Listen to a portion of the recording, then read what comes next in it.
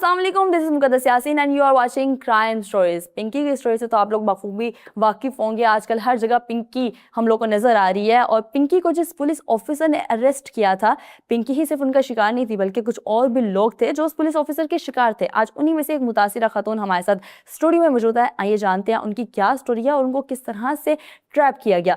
Welcome निगार, कैसी हैं आप? अल्हम्दुलिल्लाह मैं बिल्कुल। अच्छा निगार, मुझे बताएं कि ये जो आपके शोहर के ऊपर केस किया गया था, ये केस था क्या? मुझे इसकी तफसीलात तो बताएं जरा।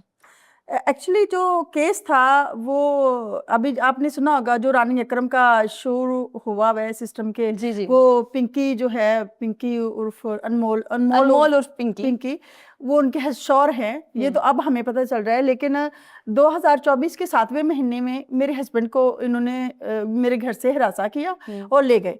जब उसको ले गए 5-7 दिन उसको अंदर इन्होंने रखा अपने पास।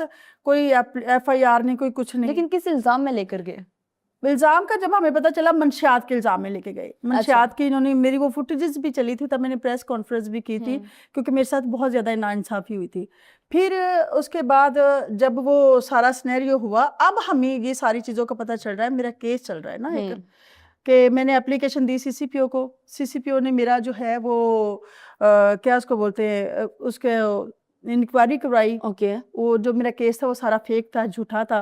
इन्होंने वादत कॉलोनी का उसके ऊपर मवाद डाला। वादत कॉलोनी में गाड़ी से लेके गए, मेरी तो गाड़ी का वाला सीन ही नहीं था। अच्छा। मेरे तो घर आए, बाहर से सामान लेके आए, ला के इन्होंने मेरे सामने वीडियो बनाई है। वीडियो बना के वो सामान वैसे ही वापस चला गया।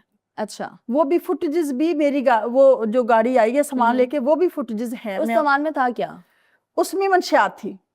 और ये पुलिस लेके आई थी मंशियात? पुलिस लेके आई थी। बाद में मुझे कुछ लोगों ने क्वेश्चन आंसर किए जी, अगर वो ला सकते हैं तो वो इतनी कहाँ से लाएंगे। बिल्कुल। अब मुझे समझ आई कि अब जब उसकी मिसेज इतना बड़ा काम करती थी तो उनके लिए तो इतनी चीजें। हाँ, पिंकी जो उनकी मिसेज है, पिंकी अनमोल पिंकी, बिल्कुल, उनका तो काम ही ये ड्रग डीलिंग का, ड्रग डील करना। तो उनके लिए वो बैग ला के खोल के वापस लेके जाने तो कोई इशू नहीं है। बिल्कुल। जब ये मैं आपको सारी प्रूफ दूंगी जो मेरे साथ हुआ था, मेरे पास सारी वीडियोज है। फिर उसके बाद रानी अकरम ने मेरे साथ डील करने की कोशिश की। उसने कहा जी तो वो डील क्या थी? वो कहता था जी 50 लाख रुपीस दे दे। अच्छा। और 2 नाइटें मैं उसके साथ स्पेंड करूं। तो वो मेरे हस्बैंड को विद इन 1 मंथ रिलीव, मतलब रिहा करवा देगा। मैंने कहा कि मतलब मैंने तो ऐसा नहीं करना। अच्छा। जब उसके बाद इन्होंने मुझे कुछ थ्रेट करने की कोशिश की, मैं इनकी बातों में नहीं आई। इन्होंने जो था ना वो मेरे हस्बैंड को सजा करवा दी। अच्छा। सजा करवा दी। जब जज साहब के पास वो सारा, सजा तो अदालत से हुई ना, तो अदालत में इन्होंने किस तरह से प्रूव किया कि वो जो है मुल्जिम के ऊपर इल्जामात हैं वो सच्चे हैं? अब जब वो वाली 10 किलो जज ने रिमूव कर दिया, जज को कोई समझ नहीं आई कि ये क्या हुआ है, कैसे हुआ है। ना इन्होंने गाड़ी की बरामदगी की थी, ना उसके अंदर वो उसकी जो इन्होंने पता नहीं वो क्या, मुझे मंशियात का नाम भी नहीं आता, वो जो डाला था वो उसकी बरामदगी थी। ना ही मतलब उनके आपस के अंदर बयान मिले, जो पुलिस वाले कुछ प्रूफ नहीं कर पाए थे। कुछ प्रूव नहीं कर पाए थे।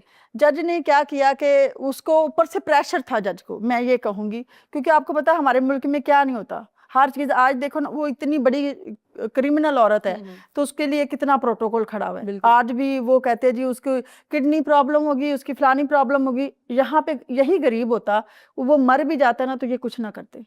लेकिन मुझे ये बताएं कि जब जज के पास वो केस गया और उसको आप बता रही हैं कि उसको रिलीफ दिया गया किसी हद तक, तो वो रिलीफ किसी हद तक नहीं, 10 kg जो इन्होंने 11 kg डाला था ना उसके FIR के अंदर, 10 kg जज ने रिमूव कर दिया। उसने 1 kg का ऊपर पता नहीं वो क्या था वो डाला। उसने बोला कि जब आप हाई कोर्ट में जाएंगे इसकी भी आपकी वो खत्म हो जाएगी। अच्छा। उसने 50 ग्राम उन्होंने जो थी ना वो उसका सैंपल जो होता है, सिर्फ वो मेरे हस्बैंड के ऊपर डाल के उसको 18 महीने की सजा की और वो बरी हो गया। अब वो बाइज्जत बरी हो चुकी है, बाइज्जत बरी हो चुकी है। फिर उसके बाद अब जो मेरा जो चल रहा है, मैंने एप्लीकेशन दी हुई थी कि मेरा जो सामान है ना वो मुझे वापस किया जाए। मेरा सामान उन्होंने कुछ मुझे वापस किया रानी अकरम के थ्रू। जो जिसने सामान वापस करवाया वो था ASP कामरान इमरान, कुछ ऐसा नाम है। ASP उनका नाम है, ASP इमरान है उसका नाम। अच्छा जी, उसने मेरा सामान वापस करवाया। उन्होंने बोला कि जी बकाया सामान भी आपको वापस मिल जाएगा। हमने देखा कि भी ये हमें सामान नहीं दे रहे। हमने सेशन में अपनी रिट कर दी कि या तो हमें सामान वापस दे दो या फिर रानी अकरम के ऊपर पर्चा हो। अच्छा जी, जो जो हम उधर गए, उन्होंने क्या किया कि एक बिलाल फुरकान एसपी साहब ने एक फेक इंक्वायरी की, जिसमें मुझे नहीं बुलवाया गया। मुझे, मेरा भी वो अदालत में चल रहा है, अच्छा। मुझे नहीं बुलवाया गया, मुझे नहीं पता कि क्या इंक्वायरी हुई है क्या नहीं हुई। उसने बोला जी राना अकरम जो है इसके अंदर गिल्टी नहीं है, लिहाजा ये जो बीबी कह रही है ये झूठ है, और जो सीसीपीओ की इंक्वायरी है वो भी झूठ है। मतलब जो उनके सीनियर है, जिन्होंने हमें सामान वापस करवाया, जिन्होंने सब कुछ किया, वो सब झूठ है, और ये जो मैं इंक्वायरी कर रहा हूँ ये सच्ची है। उसके बाद जी वो जज ने बोला कि भी मैं तो कुछ नहीं कर सकता, मैं नेक्स्ट डेट दे देता हूँ। उसने हम बोला कि आप हाई कोर्ट में चले जाएं या आप दोबारा से करें। हमने दोबारा से किया। अब 2 साल हो गए मुझे धक्के खाते हुए, तो अभी तक उस केस का जो ना मुझे वो सामान मिल रहा है। वो कभी कहते हैं जी आज आईजी साहब के पास है आपकी एप्लीकेशन पड़ी हुई है, आज डीआईजी साहब के पास पड़ी हुई है, आज उसके पास पड़ी हुई है। अब ये सारी इन्होंने मेरी सारी एप्लीकेशन जो है ना वो घुमाई। अच्छा निगार, मुझे ये बताएं कि इसके अलावा आप राना अकरम के बारे में क्या जानती हैं और वो आपके पीछे क्यों इतना पड़े हुए हैं? जो राना अकरम साहब मेरे पीछे पड़े हुए हैं ना, ये तो बहुत एक अजीब सी बात है। राना अकरम एक्चुअली जो है ना, जब मैं शोबिज में काम करती थी, अच्छा। तब हम लोग भी पार्टीज अटेंड करते थे, हमें भी पता होता था कभी किसी की तरफ पार्टी, अब मैं एक्टर्स के नाम नहीं लूंगी जिनके घरों में पार्टीज होती थी। अच्छा। तो उनकी तरफ ये पहले बैठा होता था, ये सिर्फ इसका ये होता था कि किसी ने सिक्योरिटी देनी होती थी चारों तरफ से कि कोई अंदर ना आए, कोई ऐसी बात ना हो जाए कि भी मतलब ये पार्टी डिस्टर्ब हो जाए। और इसने वो जो पुलिस का डाला होता था वो खुद ही बाहर खड़ा किया होता था। ओके। रानी अकरम ने। तो जो मेरी इसकी फर्स्ट मुलाकात हुई थी वो एक पार्टी में हुई थी, उस पार्टी की वजह से मेरे ऊपर पर्चा भी हुआ था। अच्छा। ये एफआईए वालों ने है ना, ये इन्होंने पर्चा किया था उनके कहने पे। इन्होंने उसके बाद में मेरे के साथ वो एक अलग स्टोरी, वो फिर मैं कभी फिर बाद में डिस्कस करूंगी। लेकिन जो राना अकरम का काम था ना, वो तब हमें ये पता था कि ये जो है ये पुलिस वाला जो जितनी भी पार्टीज होती हैं, जितनी भी मंशियात सेल होती हैं या कुछ भी होता है, ये वहाँ पे प्रोवाइड करता था। ओके। जबकि वहां पे वो आते थे, उनका मेन काम था सिक्योरिटी फराहम करना। सिक्योरिटी फराहम करना। और वहां पे ये भी मुझे पता चलता है, देखो हम जब एक्ट्रेस है एक दूसरे के साथ बैठी होती सब डिस्कस करती हैं, लेकिन ये भी पता चलता था कि ये बंदा है जिसके थ्रू मंशियात प्रोवाइड होती है। तो क्या वो किसी और भी एक्ट्रेस को प्रोवाइड करते थे ड्रग्स? क्या ऐसी मैं तो खबर है पहली बात ये कि मैं तो एज ए गेस्ट जाती थी, मुझे इतना नहीं पता। जो डेफिनेटली जिनकी पार्टीज होती हैं उनके साथ उनकी है तो वो करते हैं ना। मेरे तो साथ ये हुआ था कि जिस लेजेंड, बड़ी हमारी लेजेंड स्टार है, मेरे नाम के साथ उनका नाम मैच होता है।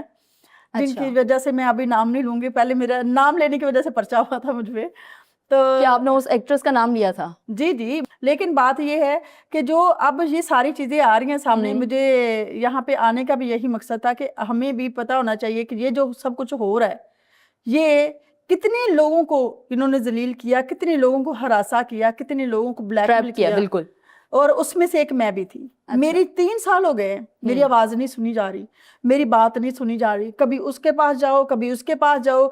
इसमें ए लेवल के लोग हैं जो मेरे केस में भी थे, मुझे पता है, मैं उनका नाम नहीं मेंशन करूंगी। डीआईजी से लेके नीचे तक जितने भी लोग हैं ना, सब इसमें शामिल है, मेरे केस में भी। ओके। मेरे केस में सिर्फ और सिर्फ फंसाने की वजह क्या थी कि मैंने उनकी बात माननी छोड़ दी। मेरी, क्योंकि मैं एक्ट्रेस थी ना, मुझे उन्होंने उस तरीके से ट्रैप किया। उन चीजों से मैंने शो भी छोड़ दिया। 2021 का मेरा लास्ट था, दिसंबर नवंबर का मेरा ड्रामा जो था ना वो लास्ट था। मैंने इनके डर की वजह से छोड़ा कि कहीं ये मुझे शूट ना करवा दें।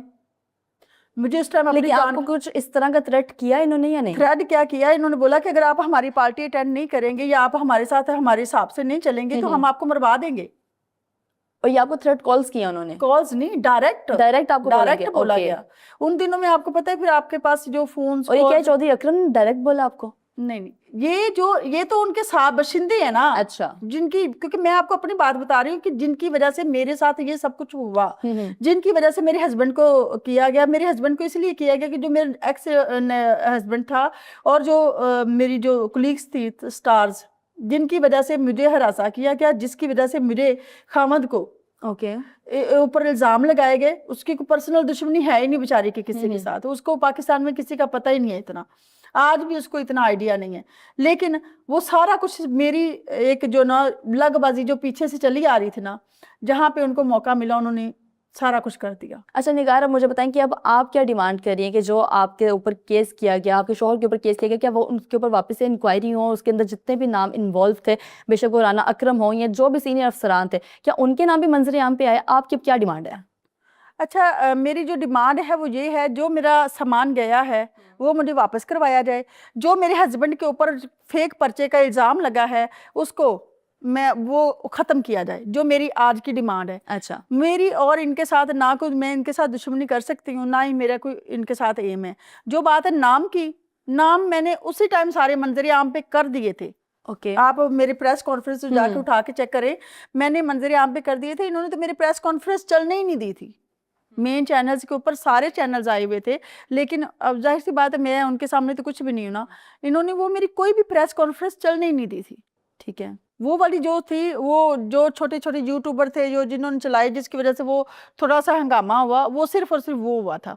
लेकिन मेरी आज की जो डिमांड है, मेरी रिक्वेस्ट है मरियम नवाज साहिबा से भी कि मेरी केस को सुना जाए और जो मेरे साथ ज्यादतियाँ हुई हैं प्लीज़ मुझे मेरा सामान वापस किया जाए। जो मेरे हक हकूक बनते हैं वो मुझे वापस किए जाए। मुझे किसी से कोई लेना देना नहीं।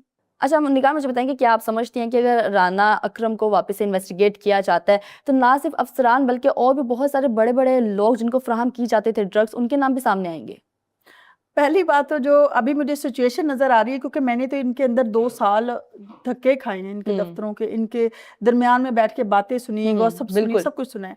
पहली बात तो मुझे ये लगता है कि या तो राना अकरम को अगर वो अरेस्ट हो जाए तो वो तो फिर तो मरियम नवाज साहबा उसके लिए बहुत कुछ कर सकती है, सारे नाम सामने आ सकते हैं। ओके। वरना मुझे नहीं लगता वो आएंगे, क्योंकि उसके पीछे बहुत बड़ी बड़ी हस्तियां हैं। वो कुछ भी नहीं है खुद, लेकिन जिनके साथ डेफिनेटली आप देखें ना कि वो जिनके इतनी साथ डील्स हुई हैं वो काफी बड़े नाम हैं। डेफिनेटली आप देखें ना, जो बंदी इतने सालों से इतना काम कर रही है वो ऐसे तो नहीं कर रही थी ना।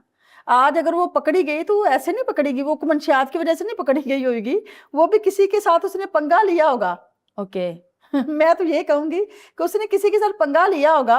देखे ना, अब वो कहती मतलब है मंशियात के केस में आप कह रही हैं वो नहीं पकड़ी गई, किसी पावरफुल पार्टी के साथ पावर उसकी कोई लड़ाई हुई है, इस yes, वजह से कोई भी खुन्नस में लड़ाई उसको हो पकड़ा सकती है। गया। देखिए हम तो आइडिया ही लगा सकते हैं ना, ओके। लेकिन आप देखें ना जो इतने सालों से नहीं पकड़ी गई, तो वो अब कैसे अब पकड़ी गई है? 20-22 दिन से उसको कॉमन सेंस की बात है, समझ नहीं आती कि वो खुद दरवाजा खोल रही है एक जगह से, वो उसके अंदर इंस्पेक्टर जा रहे हैं, प्रोटोकॉल तो दिया जा रहा है। हाँ प्रोटोकॉल दिया जा रहा है, फिर इंस्पेक्टर जा रहे हैं, जो वो बैठी उसने आगे मंशियात रखी हुई है और वो खड़ी हुई है पोलाइटली। मतलब हम लोगों के मुंह पर बेवकूफ लिखा हुआ है। अच्छा निगाह, मुझे ये बताएं कि इससे पहले क्या आपने पिंकी का नाम सुना था कभी भी? नहीं, मैंने पहले कभी नाम नहीं सुना था। मुझे नहीं पता था ये दुनिया क्या है, पिंकी क्या है, ये क्या है, वो क्या है। लेकिन अब जब सारी बातें, सारी खबरें, सारी चीज़ें सामने आ रही है ना, क्योंकि मैं उस टाइम मेरे केस की इन्वेस्टिगेशन थी, उस टाइम मैं जाती थी इनके ऑफिस में। ओके। वो जो इमरान सैयद है, वो ASP उनका नाम है, मुझे पूरा नाम नहीं अभी आ रहा। ओके।